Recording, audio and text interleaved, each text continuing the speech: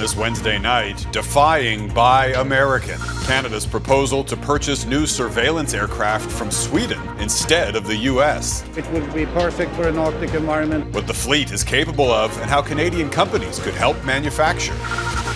Brutal brawl. The group of teenage boys arrested in this violent assault. An update on the investigation and the victim. From underground to overjoyed. 5 men trapped in a flooded cave for a week are found alive. Plus, UFC in D.C. Why this ultimate fighting cage is being built outside the White House. Global National with Donna Friesen. Reporting tonight, Jeff Semple. Good evening and thank you for joining us. The federal government held multiple announcements today aimed at building closer trade ties with Europe in the face of U.S. tariffs. Ottawa revealed plans for a major investment in defense spending with a proposal to purchase a new fleet of surveillance aircraft. The Prime Minister says they're looking at purchasing planes from a Swedish manufacturer instead of American-made jets. The two sides are still negotiating the terms, but as Mackenzie Gray reports, it's part of the government's promised pivot away from American military equipment. It's poised to be the latest addition to the Canadian Armed Forces, the Saab Globalized Spy Aircraft. The Globalized airborne surveillance capability can track objects and signals up to 650 kilometers away, and they'll share in real time that information with the Canadian forces and our allies. Capabilities for NATO missions and defending the Arctic. While Saab says they could deliver by 2031, the contract hasn't been signed. Instead, negotiations are starting up to buy 6 planes. The Liberals preferring the Swedish option instead of 2 American-made choices, with Saab underscoring the role Quebec-based Bombardier and other Canadian companies will have. This will become a hub for us in Canada to have Canada manufacturing this capability. The Global Eye, a potential precursor to a bigger deal with Saab for their Gripen fighter jet that Ottawa is now considering buying, as trade tensions have weighed on additional purchases of American-made F-35s. It would be perfect for an Arctic environment, using many airports. Of course, that wouldn't be possible with the infrastructure around the F-35. The decision on fighter jets, one of many that will help Canada meet NATO's 5% of GDP spending target, but details on costs were not in the spring economic statement, with Mark Carney only now providing an update. Our budget has already provisioned to achieve 4% of GDP in total defense spending by the end of this decade. Finance Department officials could not give any dollar figures that could fluctuate with purchases like new submarines. Ottawa picking between a South Korean and a joint German-Norwegian bid. Thanks for one of us. Leading the German defense minister to Ottawa for a sales pitch. It's not only about military benefits. The program creates and sustains more than 650,000 jobs over the next years. The decision on which submarine is set to be purchased will be made as early as next month, Jeff, with the Germans promising $86 billion worth of economic activity in Canada if their bid wins. Mackenzie Gray in Ottawa. Thank you, Mac. And a new report reveals which Canadian cities are making the most progress towards diversifying their trade away from the United States. Nationally, non-U.S. exports rose by 17% last year in the face of U.S. tariffs. And these cities led the way, with Calgary and Ottawa-Gatineau posting the largest increases in exports to non-U.S. markets at more than 64%, followed by Toronto, Saskatoon, and Kelowna. Well, these cities struggled the most to pivot to non-U.S. customers. No surprise, they include integrated manufacturing hubs such as Oshawa and Kitchener-Cambridge-Waterloo.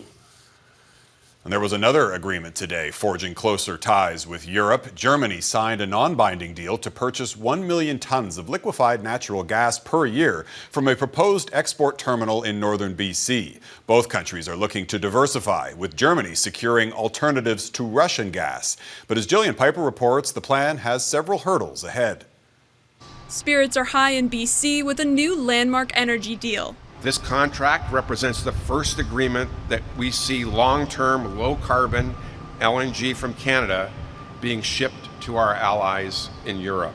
German company Cefa has agreed to buy 1 million tons per year of BC liquefied natural gas for 2 decades, starting in the early 2030s. Canada is one of the solutions to energy security in Europe, energy security in Asia. The deal relies on building the $10 billion Silizum's export facility on BC's north coast. The holdup, a final investment decision, which Ottawa expects will be announced in the coming months. A welcome timeline for the Nisga'a First Nation, one of the leading partners. Many of us, the Indigenous groups, were managing poverty. We now want to manage prosperity.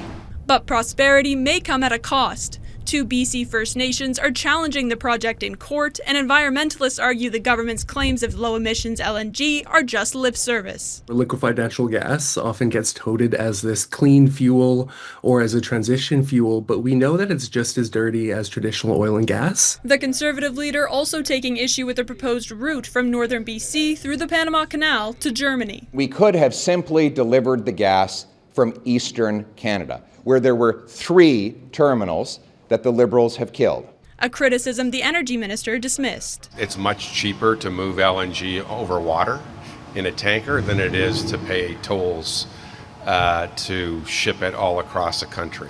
The BC government is pointing to the German contract as a reason why there should be a focus on building projects in British Columbia, and why less energy should be spent on the oil pipeline proposal from Alberta that has no route or private proponent. Jeff? Jillian Piper in Ottawa. Thanks, Jillian. Montreal MP and former Environment Minister Steven Guilbeault made it official today, announcing he's leaving politics this summer.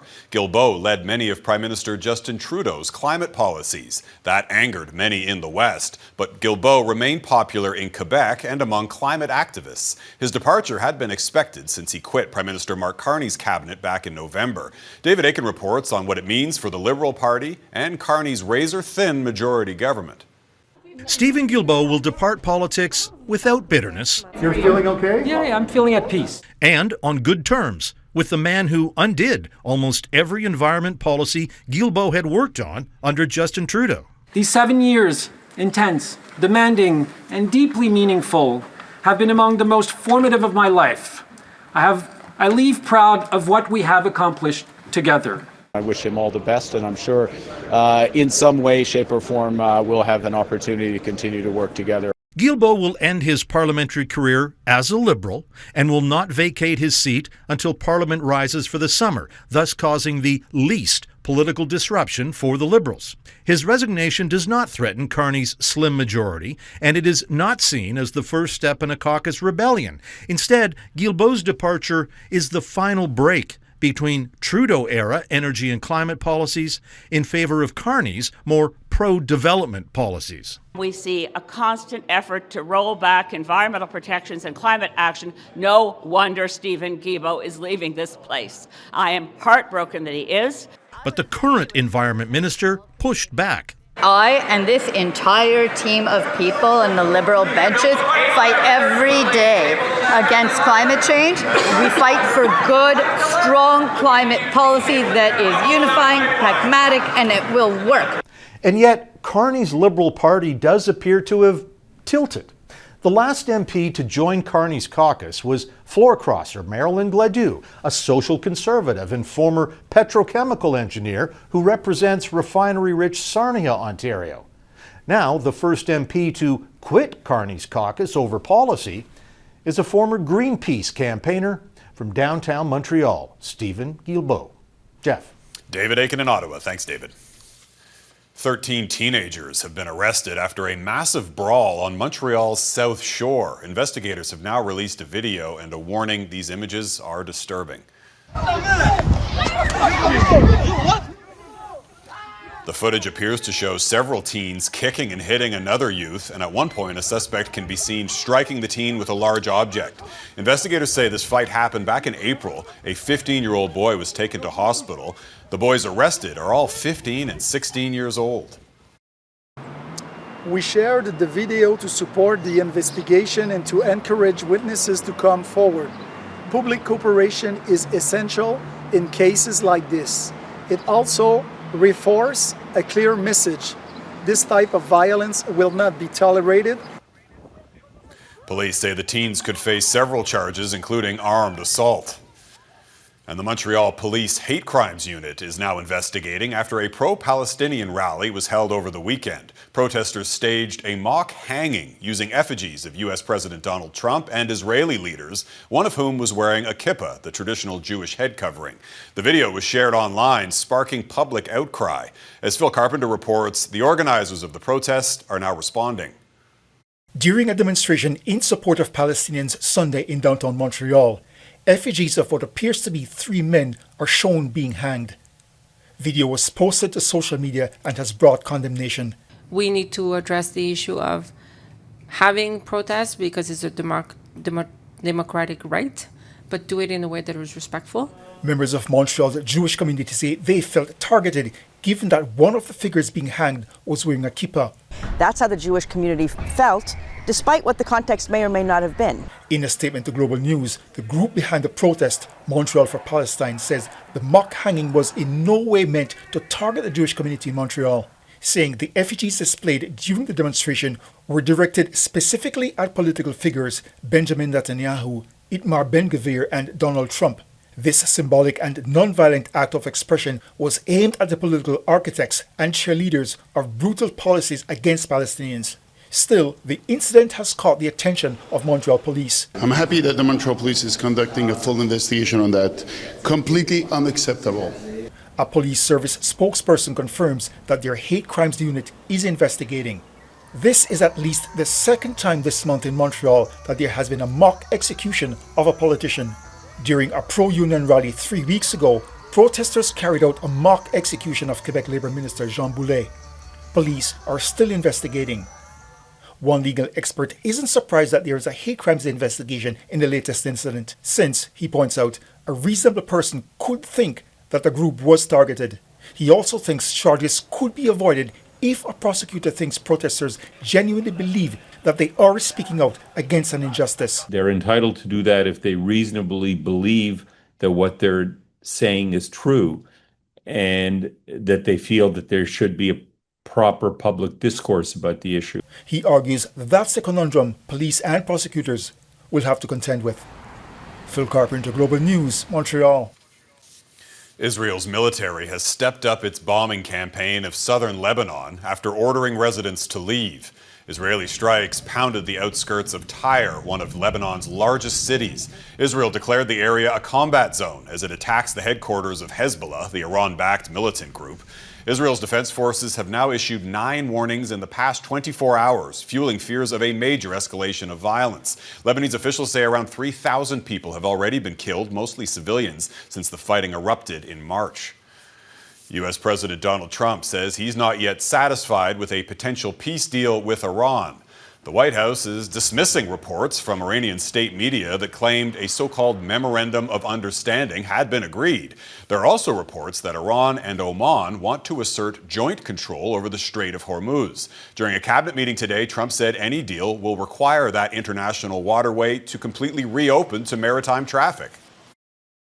Nobody's going to control it. We're going to watch over it. We'll watch over it, but nobody's going to control it. That's part of the negotiation that we have. Oman will behave just like everybody else, so we'll have to blow them up. They understand that. They'll be fine. Trump maintains that Iran must never have a nuclear weapon, but Tehran says it's not discussing its nuclear program until a later second round of negotiations. One traffic ticket, millions of online views. Coming up, the driver who did nothing wrong and the police officer now under scrutiny.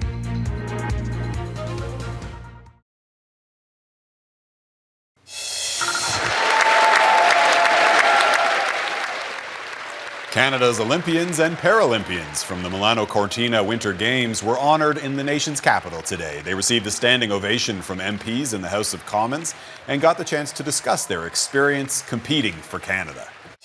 We know the entire country is behind us, supporting us, cheering us on, and we really feel that when we're at the Games. And I think we're just so proud to represent Canada on the world stage like that. There's something so special about sport. Like, we bring so many people together and to inspire the next generations and say, hey, this is possible for you. The athletes also got to meet the Prime Minister and Governor General. A giant cage is being constructed at the White House ahead of an event with the Ultimate Fighting Championship, or UFC. Dubbed UFC Freedom 250, it will take place on the South Lawn on June 14th. That's President Trump's 80th birthday. This event marks another controversial White House construction project, in addition to a new ballroom and paving over the Rose Garden for a new patio. Authorities say a second person has died from their injuries after a chemical tank ruptured at a Washington state paper mill. 9 others are missing and presumed dead. Crews are still trying to stabilize the tank before the bodies can be recovered. The rupture released a corrosive chemical used in the paper making process. Authorities say there's no longer any threat to the public. A Florida woman who was pulled over for distracted driving has had her ticket dismissed after police body camera video of the traffic stop went viral. This is why you're being pulled over. The city of Lake Worth today, we're doing an operation for distracted driving. You drove past me holding the phone with your right hand, manipulating that phone. I mean, I saw you with your phone in your hand. Now, the woman does not have a right hand. She requested the deputy's body camera footage as part of her plan to challenge the ticket in court, but a hearing never happened because the deputy who issued the citation requested it be dismissed. Video of the incident has racked up more than 100 million views online. Still ahead, a dire warning from the World Health Organization about the deadly Ebola outbreak.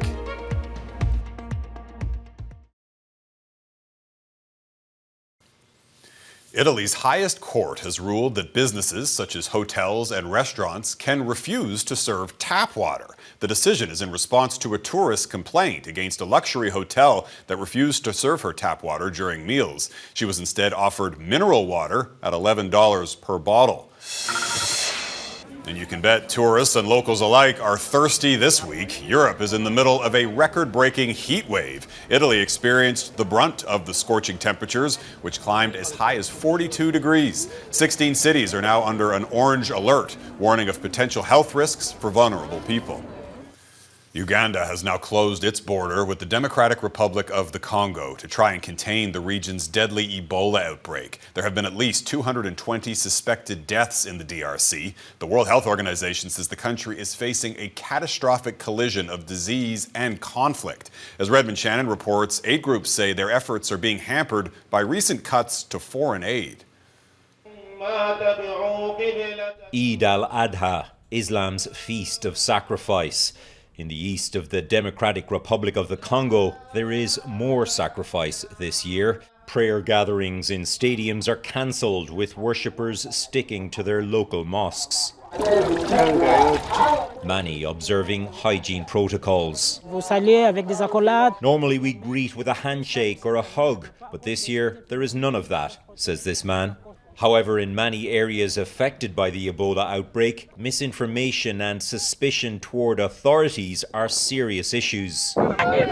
People have stormed Ebola clinics to recover bodies or set fire to facilities in frustration. The worrying spread of the virus is amplified by conflict in the country. Huge numbers of people are on the move or living without proper sanitation. Before heading to the DRC, the head of the World Health Organization called for an immediate ceasefire, saying the WHO cannot build community trust or isolate the sick while bombs are falling. So engaging with communities to assure them of our humanitarian motives, of our intent to work independently of actors to the conflict is critical. Aid groups say severe international aid cuts mean the prevention of and response to outbreaks are not what they were in the past. Over the past year, between a 25 to 30% reduction in humanitarian assistance globally. And that's been driven by multiple donors, by the US government, but also by Germany, the UK and others. Canada begins restricting incoming travel from affected countries Thursday. The United States is reportedly setting up a quarantine centre in Kenya for its citizens who are exposed to Ebola. Redmond Shannon, Global News, London. Found alive in a flooded cave. Up next, why the work of rescuers in Laos isn't done yet.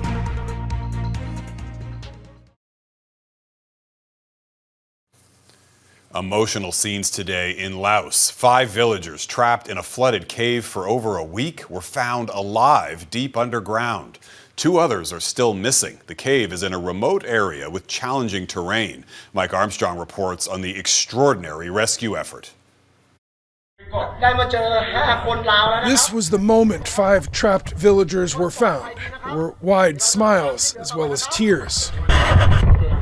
Men who found them filmed the moment. They can be heard on the recording telling the villagers over and over not to cry.